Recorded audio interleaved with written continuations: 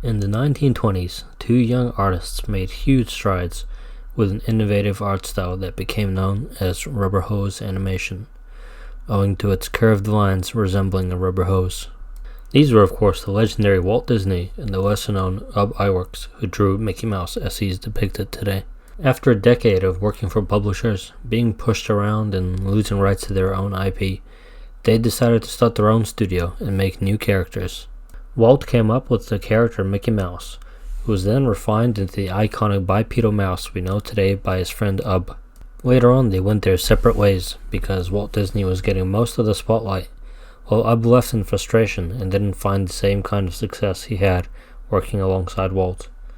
Later in life he reconciled his differences with Walt and rejoined Disney, posthumously being recognized as a legend of Disney, and his kids and grandkids becoming executives at the House of Mouse.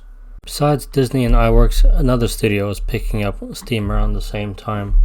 This was Fleischer Studios, led by the talented Max Fleischer, with characters like Betty Boop, who were introduced in 1930. Representing the jazz age, femininity, and known for her sensuality, she rocketed the studio to success. Who acquired the rights to Popeye the Sailor Man 3 years later in 1933, with Popeye becoming a huge hit and establishing the status of a cultural icon he is today.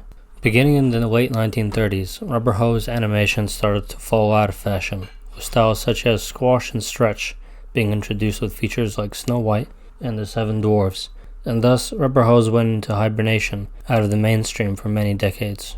Which brings us to the topic of this video: 5 unusual art styles in games. After a very long hiatus, rubber hose was back in vogue in 2017 with the release of the award-winning game Cuphead. The game's main selling point is the animation, while the gameplay is a refined bullet hell boss bash, with overwhelming and satisfying firepower resembling other successful games such as the Metal Slug series. It was a huge hit, selling over 1 million copies in the first 2 weeks of its release, and since then having sold over 5 million. In addition, it won the Best Indie Game Award for 2017 and numerous other awards for its greatest generation art style. While I haven't played the game personally, I'm too slow to play reaction-based games. If you're looking for an eye-pleasing challenge, try Cuphead on Steam or on console. The next art style we will talk about is watercolor. Watercolor traces its origins back before the birth of Christ, somewhere around 4000 BC in ancient China and ancient Egypt. Both of these cultures used watercolor-like ink and other substances to paint silks and stones. One game that goes all in on watercolor art style is Dordogne, which was released last year, and although it has a user score of a whopping 96%, the amount of people that own the game is very low, at about 8,000. The game is an adventure storytelling puzzler game, with watercolor in every scene and using two-dimensional sprites positioned to create a bit of depth with the parallax effect, while the characters are done using cel shading. While the game does look pretty, to me personally it feels like a watercolor aspect is a uniqueness gimmick rather than enhancing the theme and atmosphere of the game, and in addition its color palette is a bit all over the place. You know when you see someone who's a skilled artist and they paint well, but the painting just doesn't look good in any room or setting?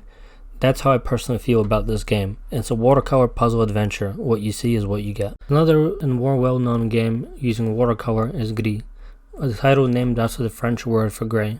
This is a game with beautiful visuals, and is a platform adventure game with a visual storytelling element about grief and healing from losing a loved one. Unlike Dordogne, this game, although using watercolor, it applies it in a medium in a very soft way to create moodiness, melancholy, and creating a relatable connection to its target audience. Most of the scenes in Gris actually have a stylized Salvador Dali, if he painted in watercolor, kind of look to them, with a wide camera pan, so you're basically looking at scenery painting with your tiny character running around inside.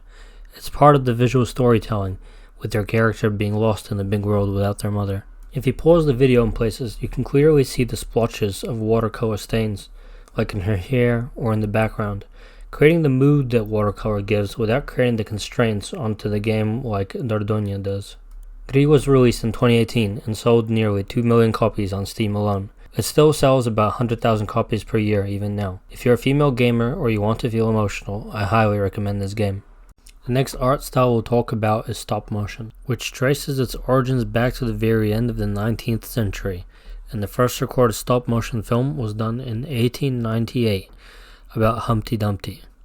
However, I could only find pictures of it 10 years later, however, we could see a real video of stop motion being done in a short film about clay sculpting, which is ironic since clay would become one of the most popular mediums to use in the genre. As it was back in the early 20th century and even now, stop motion and its subgenre of claymation tends to create films and games that are very medium-centric, and I would say there's only a few examples where the medium and the subject go well together. Most of the times it's used and contributes to the overall value of the film or game is when it's used to show something a little creepy or unsettling. Perhaps it's because ultimately it's using real-life objects with photorealism, but giving animation to things that are inherently inanimate.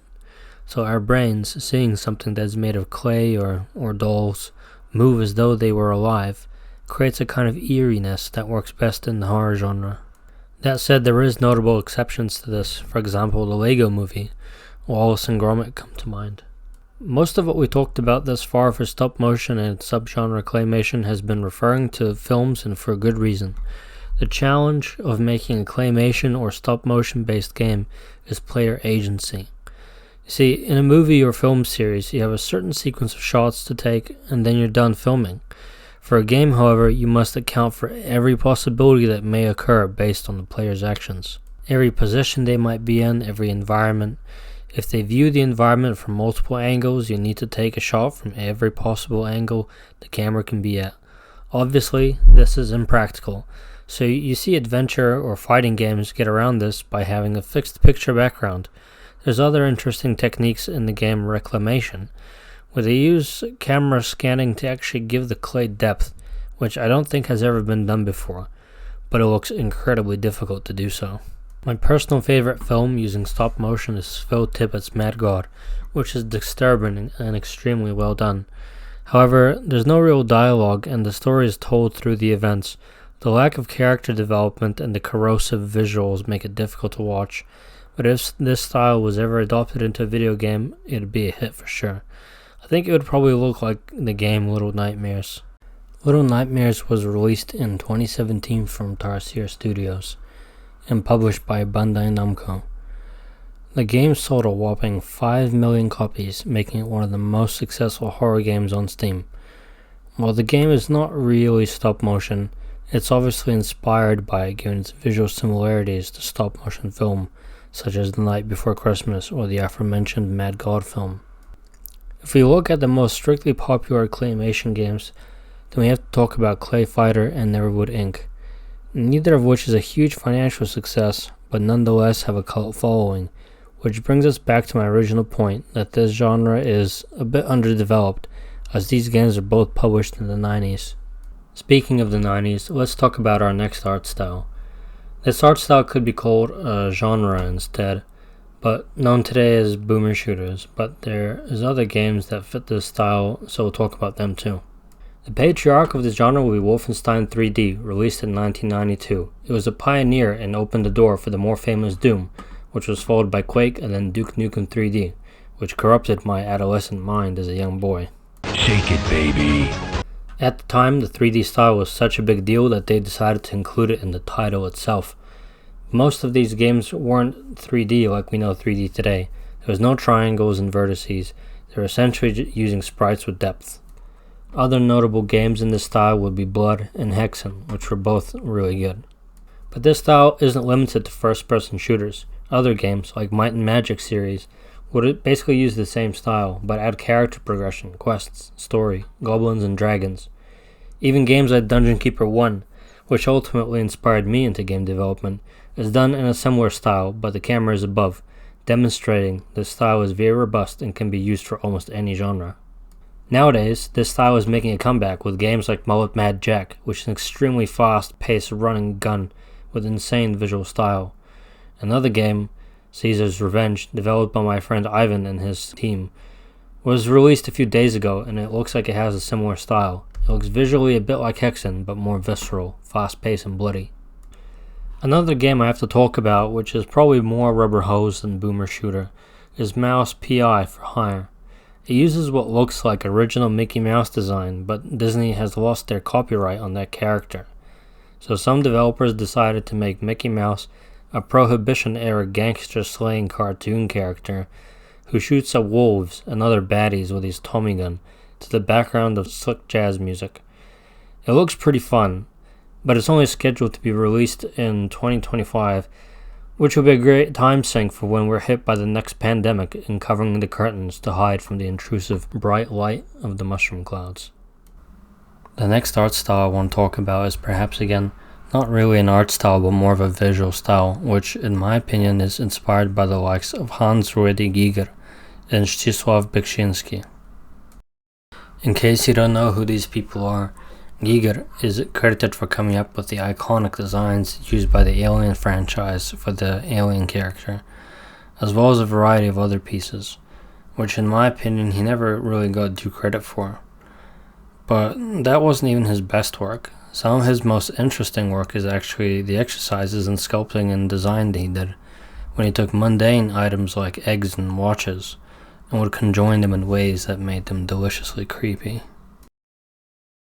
He passed away in 2014 at the age of 74, having a prosperous career up until then in the world of art, and having dipped his feet in Hollywood, but perhaps being Swiss and certainly very eccentric, he didn't get along well with the American showbiz culture.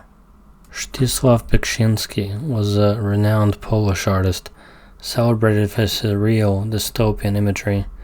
Originally he was trained as an architect. Beksiński turned to painting, photography, and sculpture in the 1950s, gaining prominence with his eerie, dreamlike works characterized by decaying landscapes, grotesque figures, and haunting post-apocalyptic scenes. His art, often described as fantastic realism, evokes a sense of melancholy and existential dread. Beksiński's work gained international prominence in the 1970s and 80s with his exhibitions in France, Japan, and the US, but unfortunately he met his untimely end in 2005 when he was murdered by a teenager over a financial dispute. Prior to that, he had suffered through the death of his wife and son. If we look at the legacy of these two artists, there's a few games that took inspiration from them, which we'll have a look at now. The first, and in my opinion the most similar in style, would definitely be Scorn.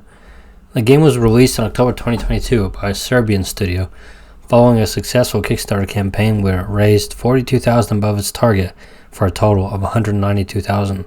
They had a very compelling gameplay trailer, in which almost any given frame looks like a Geiger painting. The game received mostly positive reviews on Steam, but it was released a whopping 4 years after it was initially slated. Kudos to the studio for sticking to their guns and releasing a good product late instead of a bad product early. But the long delay and disappointing expectations had taken a lot of wind from their sails. That being said, the game still performed extremely well overall. On top of its $300,000 that it earned initially from its Kickstarter funding in 2 rounds, it sold nearly 1 million units on Steam alone. And if you include its GOG and Xbox sales on top of that, then they've done well over north of 1 million units and probably over 10 million plus in revenue. The next game I want to talk about is Agony. This game was also a Kickstarter-backed title. It got 3 times its funding request of the coincidentally chosen 66,666. It was released to mixed reviews, and if you look it up on Steam, it's mostly negative. The problem with the game is that it basically starts with the most shocking environment, and it never really gets any more shocking or better than that. If anything, the later environments are more mundane, and the sexualized gore porn gets a bit old for a game that's essentially a clunky thief clone set in hell. That all said, while the execution of the ambitious game was a little disappointing, the design and visual style was amazing and memorable. It helped it sell over 200,000 copies, so I would say it was still a success, at least financially, as the studio made several updates and expansion in several games afterwards. In fairness to them, they got about 200,000 in funding before releasing their game. They're based in Poland, the modern-day Sodom and Gomorrah of Europe, and they had a team of 10 that grew to roughly 30 over the course of development. The funding they got was really peanuts, and you have to take that into consideration for what they were able to deliver and the timeframes and financial constraints they had. given that it was a very small indie studio, and they delivered a game that looks AAA, I'd say their overall results were pretty solid. Last on our list, I want to mention Necrophosis, which is explicitly inspired by Zdzislaw Beksiński. The game is made by Dragona's Games, which has previously worked on atmospheric exploration games like The Shore. There's no specific release date, although it's set to be later this year, and hopefully we'll get another gift from Poland before Christmas. That's it for this video. I hope you enjoyed it, and if you did, please leave a like and subscribe. If you'd like me to cover another subject or go into more detail on any of these games, leave a comment and let me know. Thank you.